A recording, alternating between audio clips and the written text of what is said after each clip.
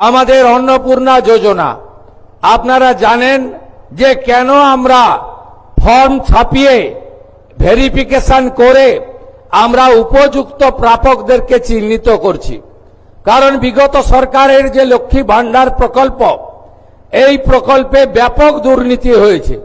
মুর্শিদাবাদ জেলার জঙ্গিপুর ব্লকে সেখানে প্রায় 4-4.5 হাজার পুরুষরা লক্ষ্মীর ভান্ডারের টাকা তুলে নিয়ে চলে গেছে। কৃষ্ণনগর 2 নম্বর ব্লকে নদিয়া জেলায় একটা অঞ্চলে 173 জন পুরুষ লক্ষ্মীর ভান্ডারের টাকা তুলেছে। আমাদের মঞ্চে ডিজিপি আছেন, তিনি তার পুলিশ সিআইডি তদন্ত করছে। একটা বড় র্যাকেট আমাদের মা বোন দিদিদের হকের অর্থ, সরকারি অর্থ লুট করেছে। তাই আমরা পরিচ্ছন্নতার সঙ্গে ফর্ম ফিল আপের মাধ্যমে আমরা আপনাদের দিতে চাই।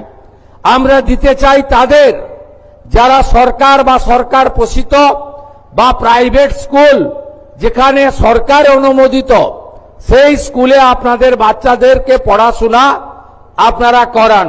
সেক্ষেত্রে বেসরকারি প্রাইভেট স্কুলেও আমরা দেব যারা কেন্দ্রীয় বা রাজ্য বোর্ডের অনুমোদন পেয়েছে। কিন্তু আমরা এমন কোন জায়গায় দেব না যেখানে ধর্মীয় শিক্ষা দেওয়া হয়, যেখানে